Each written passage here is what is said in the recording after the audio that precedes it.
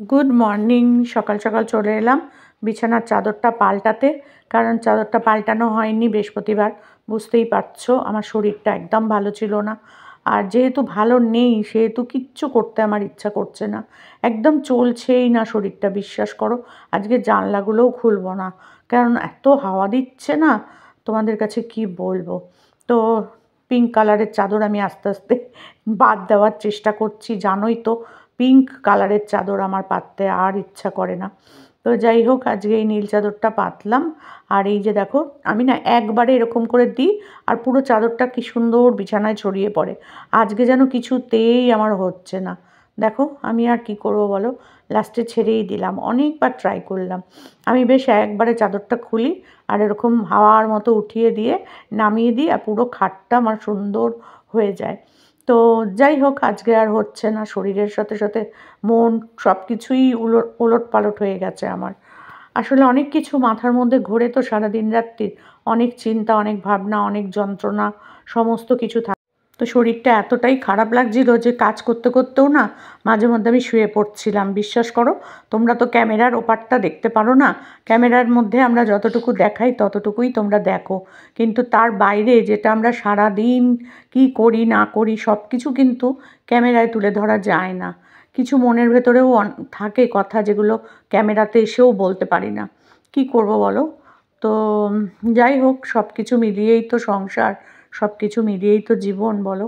তো যাই হোক, কোনো রকমে একটু আস্তে আস্তে তুলে নিলাম বিছানাটা। আর দেখো চাদরটা খুলিনি, কারণ কি বলো তো, ঠান্ডা হাওয়া আসছে, দুদিন ধরে বেশ ঠান্ডা হাওয়া দিচ্ছে, আর কাঁচের জানলা তো, ফাঁক ফোকর দিয়ে হাওয়া আসেই। আমি তো রাত্রিবেলা এখানে শুই, ঠান্ডা লাগে বেশ, হাওয়াটা আসে যে বোঝা যায়।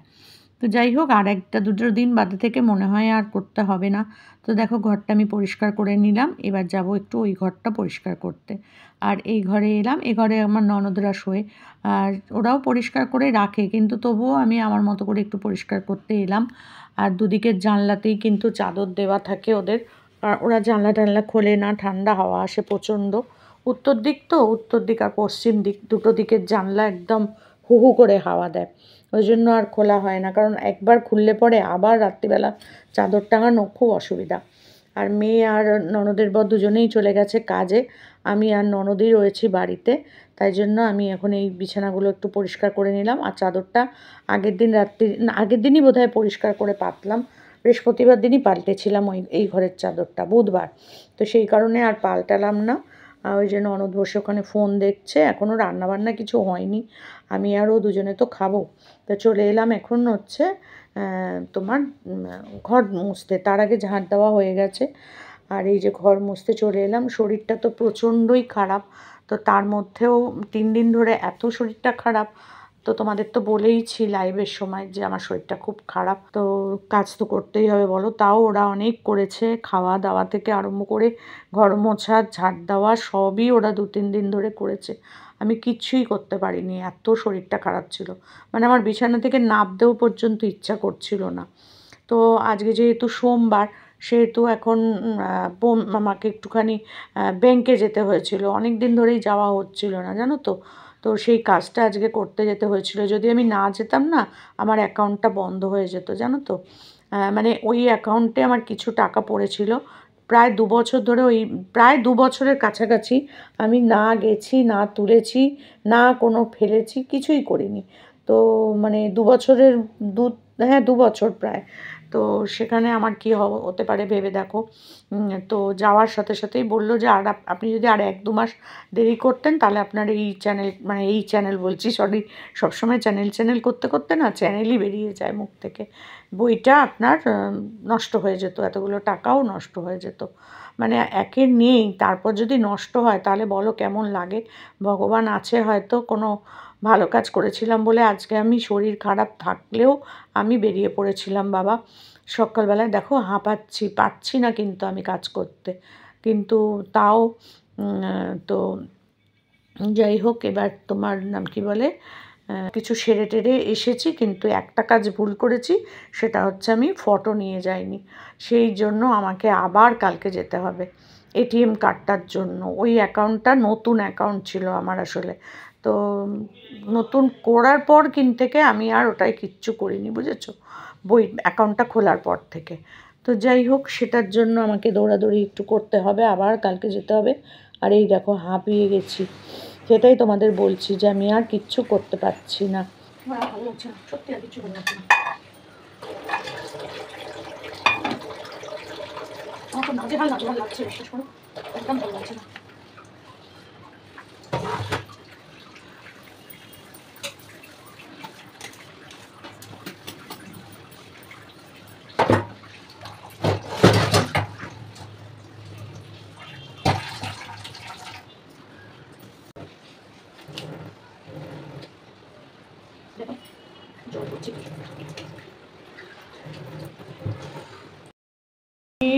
একদম রান্নাঘর সুন্দর করে পরিষ্কার করে দিয়ে গেছে। এইসব জায়গাগুলোতে তাকাতে পারছিলাম না। এগুলো কালকে ওর সমস্ত কিছু ধুয়ে মুছে ঝেড়ে পরিষ্কার করে দিয়ে গেছে পুরো একদম। এইসব তাক এই তাক সব একদম তুলে মুছে পরিষ্কার করে দিয়ে তারপরে গেছে। এগুলো যা নোংরা ছিল না, কি বলবো তোমাদেরকে। এই দেখো সমস্ত কিছু ধুয়ে মুছে ঝাঁট দিয়ে নোংরা বার করে পরিষ্কার করে দিয়ে গেছে। এই যে এর ওপর টোপর সমস্ত কিছু গুছিয়ে পরিষ্কার করে দিয়ে গেছে। আর এই দিকে আমি মেশিনটাও বসিয়ে দিয়েছি।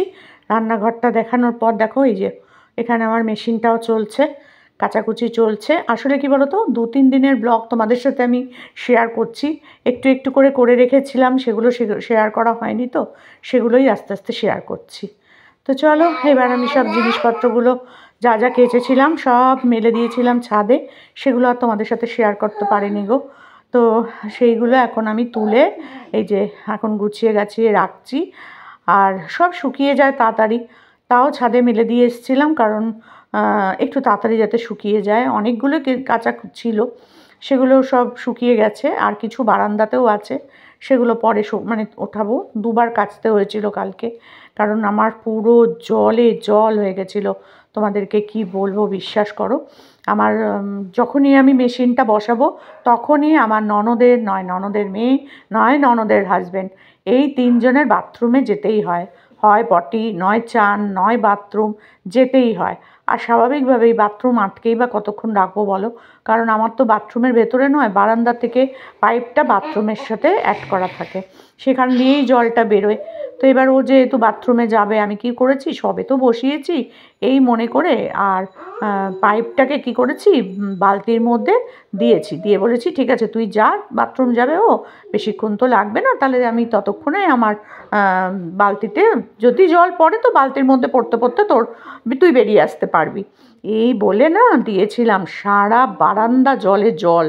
কি কষ্ট যে হয়েছে সেই জল তুলতে, তোমাদেরকে কি বলবো আমি, মানে আমার কষ্টের শেষ নেই।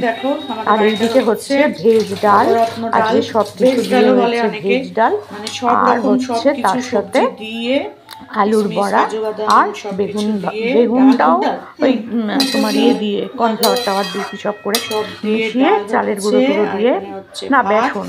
এদিকে ভাত আর এদিকে হচ্ছে ভেজ ডাল, ফুলকপি টুলকপি সব দেওয়া হচ্ছে ওর মধ্যে, বিনস, গাজর, কড়াইশুঁটি, ফুলকপি তো ছিলই, হ্যাঁ, এইসব দিয়ে হচ্ছে ওই ডাল। আর তার সাথে এখানে এগুলো আলুর বড়া হবে, এই যে বেসন দিচ্ছে, আর দেবে হচ্ছে ওই তোমার কর্নফ্লাওয়ার। আমাকে বললো একটু কালো জিরেটা দিতে, আমি আবার একটু কালো জিরের কৌটোটা দিলাম এগিয়ে, তারপর বললো তুমি ঢেলে দাও একটু, কারণ ওর তো হাতে ভর্তি, তাই জন্য ও আর নিতে পারছিল না, তো আমাকে বললো এর মধ্যে একটু দিয়ে দাও। তো আলুগুলো দেখে আমার মনে হচ্ছিলো কি কম হবে, 4 জন খাবো, এইটুকুতে কি হবে। তো আমি আবার পরে 2টো আলু কেটে দিয়েছিলাম। তো এখন আমি ওই কালো জিরেটা ওকে দিচ্ছি। আর দেখো কালো জিরেটা দিয়ে দিলাম, দিয়ে ভালো করে বললো মেখে নিয়ে ও তারপর ভাজবে। আর এদিকে কড়াতে কিন্তু বেগুন ভাজা হচ্ছে অলরেডি। আর ওইভাবেই চলছে। আসলে আমি কি বলবো, নিজের আমার শরীরের পরিস্থিতি তো ঠিক নেই, যার জন্য কোনো কিছুই যে ঠিক মতো দেখে শুনে করছি তা নয়, ওই করছি এই আর কি, বুঝেছো। তো চলো আলুর বড়াগুলো ভেজে নিক, আর আমিও ততক্ষণে চান ঠানগুলো করে নিই, কারণ অনেক দিন না মাথা ঘষিনি। তো ভাবছিলাম আজকে একটু চুলে শ্যাম্পু দিতেই হবে, না হলে এই চুল নিয়ে আমি আর রাস্তাঘাটে বেরোতে পারছি না, পুরো আঠা আঠা হয়ে গেছে চুলগুলো। আর পাকা চুল তো আছেই, আমি তো বলেইছি যে 25-এ আমি আর চুল কালো করব না। কালো মানে আমি মানে যে কালারটা করি সেইটা আমি দেব না। আর তাছাড়া যে কালো করার আমার কাছে আছে জিনিস, সেটা দিয়ে যেটুকুনি সামনে টামনে একটু চালিয়ে নেবো আর কি, বুঝেছো? তো যাই হোক, বেগুনগুলো নামিয়ে দিয়ে এই যে আলুর বড়াগুলো ভাজা হচ্ছে। আর আমি আবার পরে দুটো আলু আরও কেটে দিয়েছিলাম, কারণ কম হলে না বড্ড বাজে লাগে। আর তো ভালো লাগছে খেতে, অথচ আমি পাবো না আরেকটা, সেটা আমার বড় বাজে লাগে। টাই 3টে করে 4টে করে হবে ওরকম না, ভালো লাগে না। 2-4টে ভালো লাগলে বেশি খেতেই হবে। এই দেখো, আমি আবার কেটে দিয়েছিলাম আলু। তো এই যে এদিকে আলুর বড়া, এই যে ভেজ ডাল হয়ে গেছে। স্নান টান করে আমি আবার যাব ছাদে। ছাদে চলে এসেছি স্নান করে। এত ঠান্ডা লাগছে না আমার, গায়ে তো জ্বর আছে না, তো স্নান করেই কোনো রকমে এটা গায়ে দিয়েই চলে এসেছি ছাদে। আর মাথায় একটু শ্যাম্পু করেছিলাম, অনেক দিন ধরে শ্যাম্পু করা হয় না, তাকাতে পারছি না, চশমা পরেও আসেনি তার মধ্যে। দাঁড়াও বাবা, একটু ছাওয়াতে যাই। হ্যাঁ, এই যে, তো চশমা পরেও আসেনি, তাই জন্য আরোই ভালো করে দেখতে পাচ্ছি না। তো রোদ্দুরে এসে না একটু শরীরটা ঠিক লাগছে। স্নান করে বেরিয়ে আমার মনে হচ্ছে কি কাঁপুনি উঠে গেছে একদম, জানো না, সে মানে কি বলবো। আর আমি তো গরম জলে স্নান করি না, একদম ঠান্ডা জলেই স্নান করি। তো এই যে মাথায় একটু শ্যাম্পু দিয়েছি, এখন এই যে গামছা মাথায় এরকমভাবেই চলে এসেছি। তো এই গামছা এখন মাথাটা একটুখানি মানে মানে মুছবো রোদ্দুরে দাঁড়িয়ে দাঁড়িয়ে, তারপর গিয়ে ঠাকুরকে জল দেব, এইসবই করব।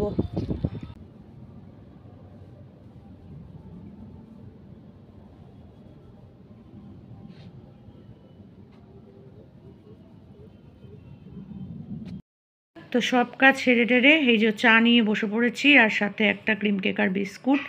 এই হচ্ছে আমার সন্ধেবেলার খাবার। আর রাত্রিরে খাবো একদম শুধু মুড়ি।